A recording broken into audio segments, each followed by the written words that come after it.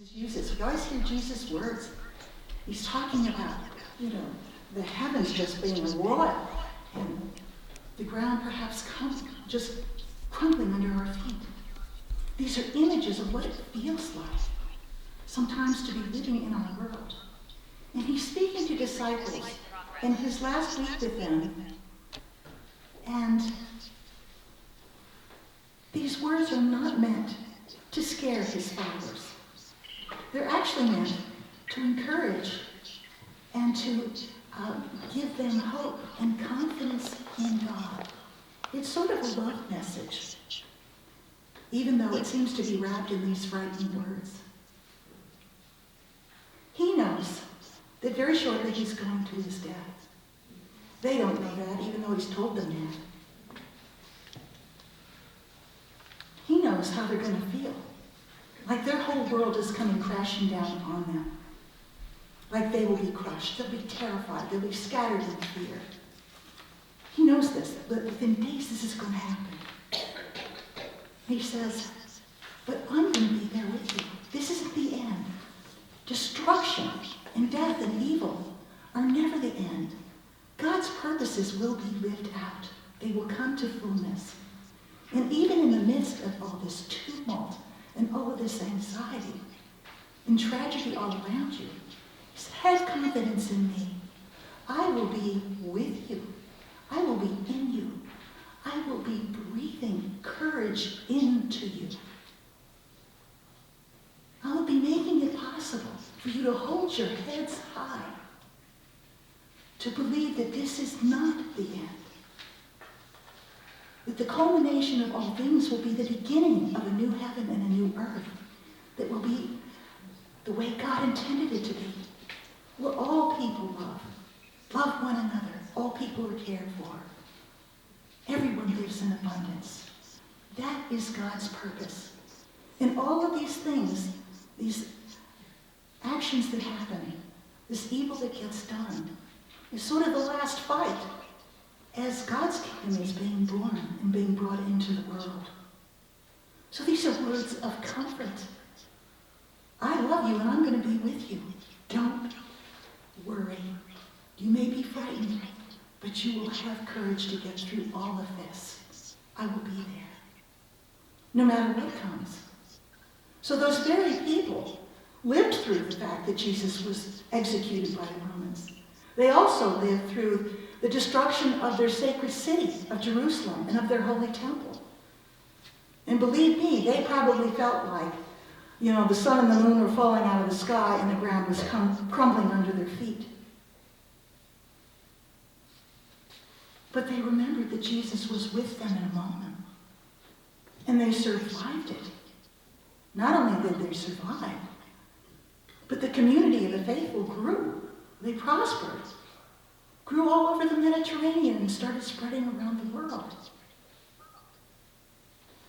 A lot of things would change. Nations would come and go. Powers would rise, powers would fall. But Jesus' words and his promises would always be. Jesus probably didn't foresee what could happen in our world. Such things as where human beings would get the capability to blow each other off the face of the planet. Where they'd be able to put carbon into the air so that the planet is superheating and it might cause the extinction of not only many species, but maybe our own. Our human powers have gotten pretty much out of hand. So as we look around and think things couldn't possibly get worse, somehow they managed to do that. But what do we do? Do we hide in fear? No. We know Jesus' promises. We don't get like those folks who are predicting the end and are terrified and want to protect themselves. There's some bug that I discovered in Colorado, almost like a worm. And when you get near it and it feels threatened, it curls itself into a ball. And it looks like a little metal ball, like you couldn't penetrate it. What is it called? Whatever that is. Okay. It looks like a ball bearing and it's all curled up. But, Jesus says, you don't have to worry about that. I'm there in this. You will not only have the courage to get through it, but you will thrive. So even in these things, as we look about us in our times, where, families are split against families over political ideologies, where you have different silos of who listens to what news and it seems to be in opposition to each other, where, political discourse is sort of breaking down, where all kinds of things are happening in our world is showing, the signs of the global warming, and sea waters going up and species dying off, all these things. But here we are with Jesus' promise, and we live into that. His loving words before he left us, I'm going to be there with you, not only that you survive, but that you thrive. So as I think about the ending that we're sharing today, after 12 years of having the privilege of being with you, I feel like there are things that I want to say to you, words of love and encouragement, to sort of give my love letter out of my lips to you for what I've experienced here. Because these very things that Jesus talks about going through hardship, and not just getting through it, but thriving, I have experienced here with you. 12 years ago, you welcomed me into this community and into your hearts, and into intimacy with you in your lives. I was a little toddler priest, and you gave yourselves to me so completely. You allowed me to be me. You encouraged me to explore who God intended me to be and what my ministry would be like.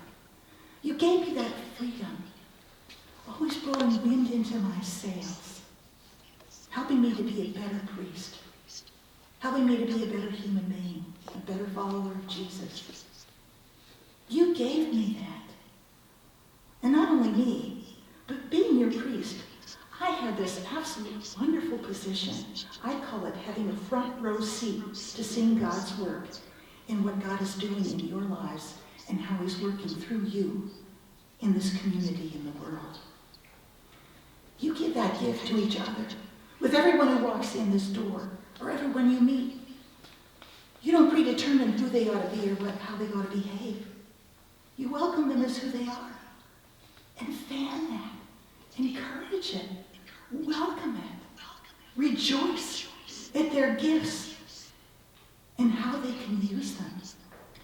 And encourage them in using them. Help along. What can I do to assist you with that? You do that.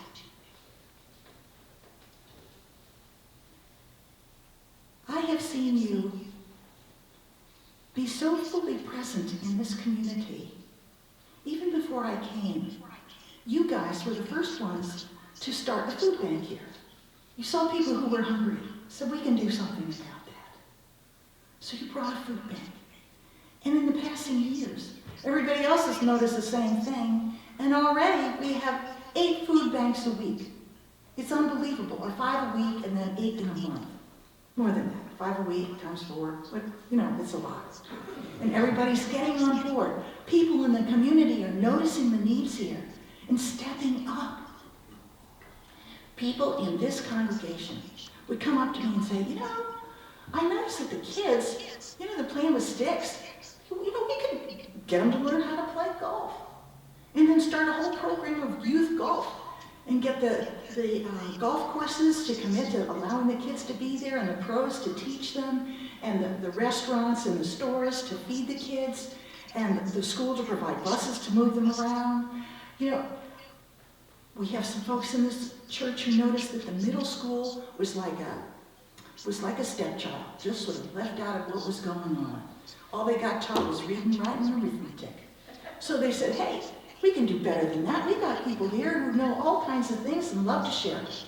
So they started going around, gather those people up. If you're a photographer, you're an architect, you're a pilot, you sew, whatever it is, bringing them together to come and teach children in the middle schools. Get them fired up, excited about the possibilities. There was even a teacher there who was a ballroom dancer. So, got that guy to teach ballroom dancing. And we raised money to send the kids over to a competition at a college where they had their dancing shoes and their outfits and the whole business. I mean, we're talking about noticing what people need to feel encouraged, to feel loved, to get in touch with what lights their fire, what they can do, their capabilities, all of this.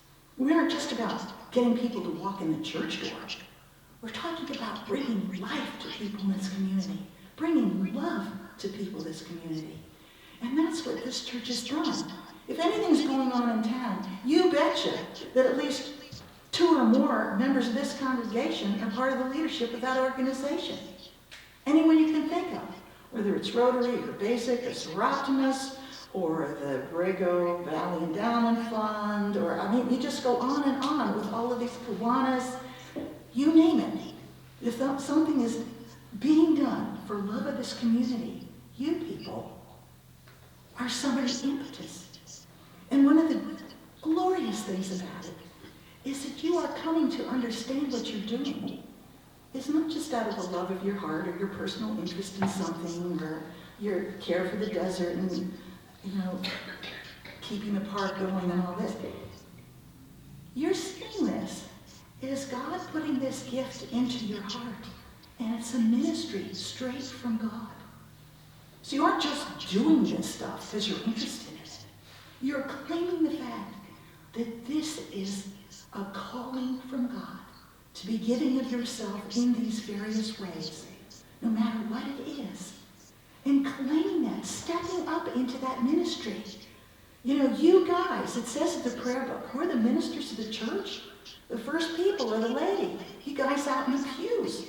You're the ones who are out in the world. And I have seen you step up more and more and more and claim it for what it is. And when hard times come, who steps up? You guys. You know, COVID hit. And it was probably the worst thing in generations that people could imagine. You know, how are we going to survive it? How are we going to be a church? How are we going to be a community in the midst of all of this? Well, you guys got real creative to reach out to each other in whatever ways. And even if it was somebody's birthday, you'd organize a caravan of cars to go by and honk their horns and wave and take birthday cake and do all this stuff. And to be on Zoom and to be able to worship together. And one of the great things that happened there is that, you know, our snowbirds who would fly away and we wouldn't see for months, they were able to be part of us right there on Zoom. And you had no sense of them being far away because every single person would be like a little rectangle side by side like sardines in a can. We'd all be there real close and we could tell our stories to one another and fully participate in everything that was going on. And now that we're back in the church, you're still with us. We can reach people even now with the work that the communication committee is doing with such enthusiasm, being able to be on YouTube, being out there so that people all over, not only in this community, but in the nation and around the world, people could pick up on what we're doing here and participate. You know, they can take classes with us on Zoom. We can be spreading the love of God in a much wider radius. It's just, I watch this and I'm just in awe of what's going on here. How people just embrace new technology, and I'm not one of them to do that. So thank you for you guys who do, to make this possible. And there's nothing too small for you to notice and to do something about. Like our homeless friend, Scott, our member, who never comes in the church, but he hangs out a lot. You know, he always wanted to take a shower or get water. We built a shower for him out there. For people who are hungry every day, not just on the days when food bank is. We have the blessing box to fill with food so people can come around the clock. There's just so many things. And I think of, as I said, in the pandemic, when other people would sort of close in like whatever that bug was we were talking about to protect themselves. What were you guys doing? Reaching out. And, many of you were involved with the Borrego Ministers Association. And what did you do? We used to meet once a month. We started meeting once every single week. Because that association existed, it was a place where people in the community with generous hearts could send money to support the people who needed help, who were jobless, maybe threatened with losing their home and not having enough food and all of this. And, since that organization started, over $300,000 has been pumped into this community through the generosity of people here, in these pews and outside. You all notice what's needed. You bring it back to us, and then you say, what can we do? How we can get people excited to work on this?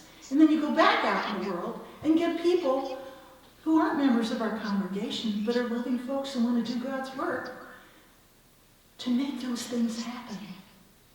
It's just phenomenal what's happening. The Spirit is flying around in here and is free to do whatever, and you're listening. You're taking those nudges and acting on them. You are truly God's disciples, Christ's disciples.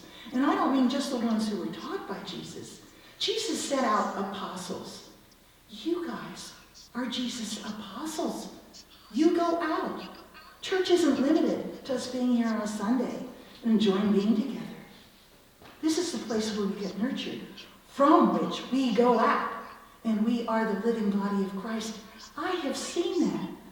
I could just name thing after thing after thing that I have watched you guys do, and seen individuals emerge, come out of shells, come out of ideas of what they thought their lives were going to be, and allow God to direct what their life will be, to be giving to this community. You are such an inspiration. My experience with you has strengthened my faith, gives me courage in the face of dark odds. So that I know, as I begin a new life, that whatever comes, I can face it and not only survive it, but thrive. You all are a part of my life now. And I'm a part of yours. And I am so grateful for that. My cup runneth over. You can't see it, but the tears of gratitude and of joy and of thankfulness are pouring out of me. God brought me to this place and I had no idea what I would find. But I would find the kingdom of God alive, being lived out in every single one of you. And as you face the changes ahead, I have absolute confidence that because of how you have stepped into your ministries and the courage with which you go, that you will be listening to the Spirit and you will be doing exactly what God intended. You will be walking the path that God has laid open for you. And I thank you for the leadership that has been with us from the time I got here and continues to be focused on Jesus, where Jesus is leading. Always that's the highest priority. Never worried about, are we going to keep our doors open? No. Are we going to follow faithfully where Jesus leads? That's who you are. That's who your leaders are. I celebrate that. I bless that. And God is with us in all that happens. So I thank you from the depths of my heart with much love. Your sister in Christ.